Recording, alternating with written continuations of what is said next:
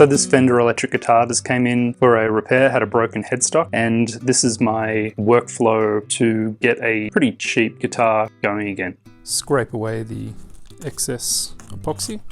So this finish is really thick. It's probably about 40 thou thick. It has these fracture cracks here. I'm not going to try and fix those. It's just they're too deep, and this is too cheap and quick a fix.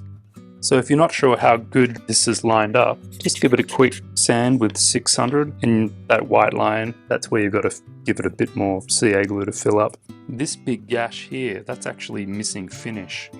There's no wood removed from there. So I'm going to have to deal with that with first some thin CA and then some thicker. So I picked off some finish from here, 37,000. So I'm slowly building up this big gash of finish. I first use the thin, then come back in with the thicker, and just this will probably take 3 or 4 applications and then hit it with some accelerator. So that's all filled. I just have to sand and buff it now, but I won't show you that. The front, on the other hand, well, that is missing wood. So when wood like that is missing, it's pretty painful. So after a couple of days thinking about it, I decided to inlay some new wood into the area after ratting it out, and it fit perfectly. I just sanded it all flush, and then I gave it a quick sunburst, and it turned out really nice. It covered everything, and the customer was really happy. This is the back. The glue boost has been buffed. It's obviously obvious and ugly as hell, but it's a cheap guitar that didn't warrant much more work. Front looks great. This turned out to be a really good solution for this and any other future cheap guitar repair I get in that needs similar work. So all done.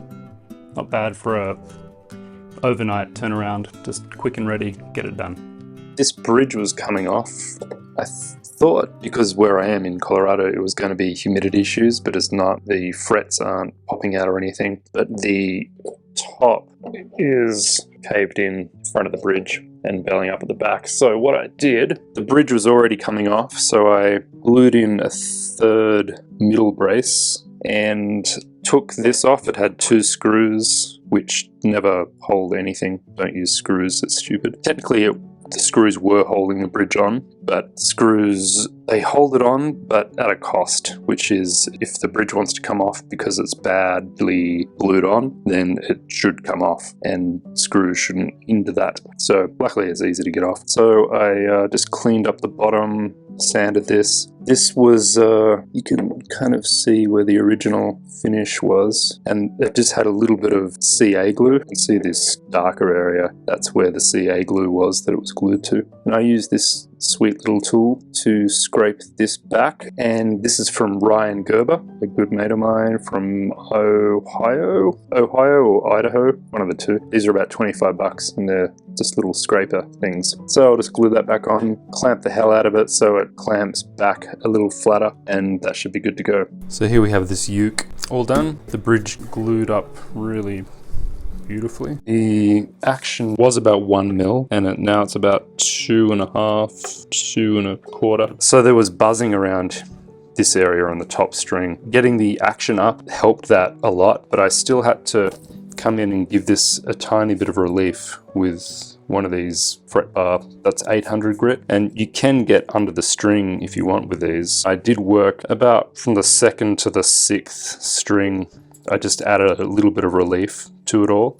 And lastly, adding that central top brace. I mentioned before it only had a brace here and here. I added a torified Sitka top brace, and it was about 5 mil thick and maybe 1/4 of an inch high, but it has helped. There's still bowing in here, but it's lessened, and I don't think that's going to get any worse with that central brace.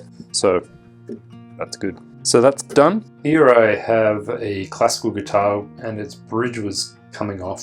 It has really high action, about 5 mil on the treble and bass. Went through with the customer various ways to fix it, including installing a truss rod to counteract the upper that the neck has and all that sort of thing. I popped the bridge off without having to use any heat. It was just coming off. and I think super glue was used. And you can see the outline of glue up where they took off some finish and they went into the wood a little bit, and so it wasn't holding down at all. Now, because of that, I was able to do something which I wouldn't normally do, and that is, I mentioned that the action was high and it needed to come down. If you take it down 1 mil at the 12th fret, you've got to take off 2 mil at the saddle. Saddle was this high, but the break angle wasn't very good, and this is flopping around like something that flops around a lot. A guy running for the bus who isn't wearing underpants? I don't know, something like that. I was mentioning this to the customer, that if I could take the bridge off easily and to save money and time, then I could do the following, which is to counteract to gain more break angle behind the saddle. I could fill up the original holes. So the original holes are these black dots here, and then re-drill. So I've gained about 30 seconds or 1 mil, and the important side I've lowered, so there's a dot there, so the string was up here, and I drilled down so it would exit lower. So I've gained about 30 seconds almost here. So what that means is the string will have a better break angle now behind the saddle. So I've gained a little bit of leverage there, which is great. So I can, although I have gained break angle behind here, but once I take the saddle down to where it should be, it'll probably be very similar to where it was, but still, it's a bit of a win. So that was not something that I would normally be able to do if I didn't take the bridge off, but it is something that's good to have in your bag of tricks. So now I'm just going to clean this off. The yellow tape is the footprint of the bridge, and so I'll come around here very lightly and just win back some of this gluing area, because that plus that's about 1/4 of an inch, and that's a huge loss of gluing area. And then I'll come in with this Ryan Gerber scraper. I'm going to score around the footprint of this, and I'm going to use a new scalpel blade for this, number 11 scalpel blade. I just buy these in boxes of 100. They're like $8 for a box of 100. They're all individually sealed. I'm going to show you without clamping this down, but normally I would clamp this down and then just very lightly run the scalpel around it. Now you might be able to hear that. Let me put my microphone down so you can hear. You'll be able to hear the blade skipping on the winter grain of the spruce, or in this case cedar, and that's when you know you've hit wood and you should stop. So there, that sound,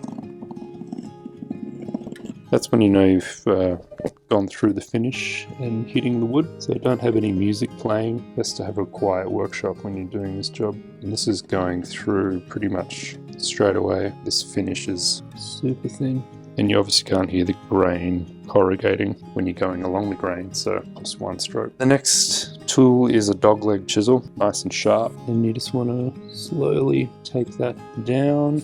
In reality, this finish is so thin that it probably didn't actually matter that I'm getting the full footprint. I always do a full footprint, so it's 100% wood-to-wood contact. So I have the clamps all set up. I have the locating tabs masking, it's thick masking tape. They're ready to go. I have the bridge sitting on the hot high glue, and I have these bridge coils. These are curved, and they're for the classical guitar wings, and then a larger one for the center. So there'll be 1 clamp each on each wing and 2 in the center. Pretty liberal with the glue at this stage.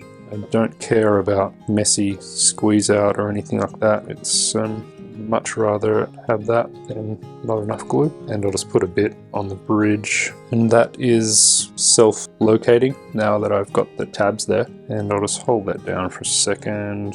Seems good. I'm going to do the central clamps first, and that is gluing on a bridge.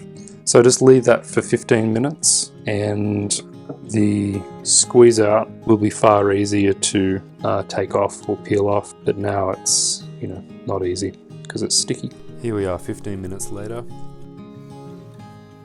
So here is the original saddle for this guitar. As you can see, that is unacceptable in every way.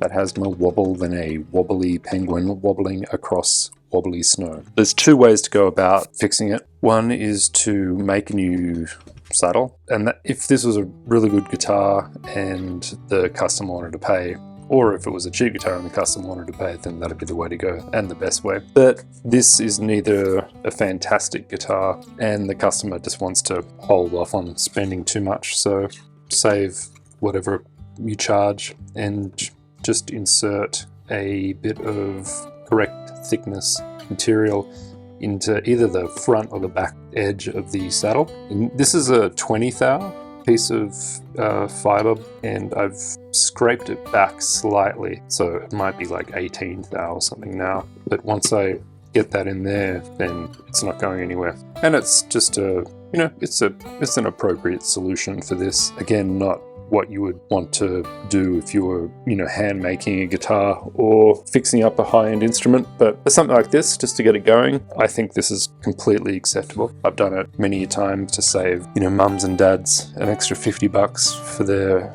kids' instrument. I usually use a white piece of board for this just because it matches the bone, and this is only going to be that deep, so it's like a bit over an eighth of an inch. If you come back here, you can't see it, and it is super strong. That's not wobble anymore. That's exactly what is needed.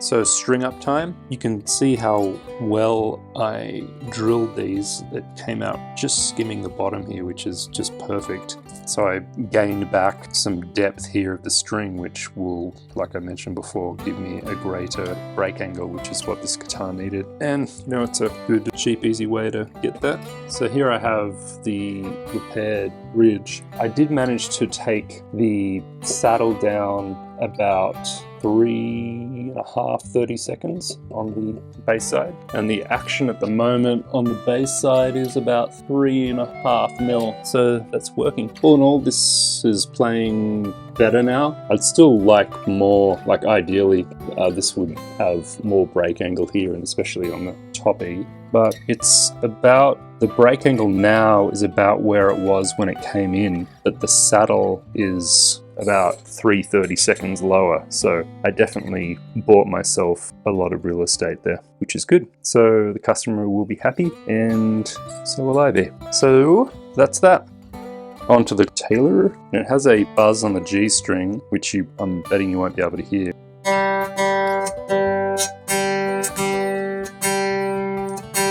It's kind of an afterthought buzz, so it doesn't happen straight away, but after the ellipse starts to kick in. So just trying to diagnose a few things first. Firstly, the relief is a little bit too much. So capo first fret, finger on the fretting at the body joint, and then at the 6th fret, it's about 11 thou of relief, and the action's like 3.5, 30 seconds on the bass side and 2.5. So 2.5 on the treble side's alright, but 3.5 is a bit high on the bass. The next thing I've got to address is the string slot on the G string is too deep. There's no gap, and also on the D, and there's barely anything on the A, and there's a tiny bit on the G, on the low E, but it's these 3 strings. So I'm not going to make a new nut. I'm going to fill these up with super glue and bone dust. I'm going to adjust the truss rod so the neck is straight up. I'm going to put new strings on it because these, you probably can't see, but these two are different. I know this G string is like brand new, and these two, God knows how old. There is also string divots in the frets, but they taper out quite evenly. And what I usually tell customers who are inquiring about if they should get new frets is I look at the divots in the frets, and if they fade out evenly to nothing, they're like they have been dressed just through playing. So unless there's actual buzzing, I recommend under those conditions to just save your money and wait to get a fret dress further down the road. While the super glue is setting, I'm going to look inside and just see if there's any rattly business going on in there. It could be a loose brace that's got a pickup, and when you got a pickup you've got wires and you've got washers down this end that could be loose, just any number of things. So after I strung up the guitar after having done the fretwork, there was still those small divots in the frets. I did notice a little bit of buzzing. The buzzing, which I didn't record, I don't bother trying to capture metaphysical sounds that I was hearing. I knew that the customer, this particular customer, would hear them because he's a recording artist. He also plays live and he's picky, and that's totally cool, but it's not cool if you give such a customer a guitar back that still has things that I know that's gonna be wrong with them or he's gonna have a problem with. So what I ended up doing, I gave it a harder fret dress so the divots are now gone and it plays cleanly.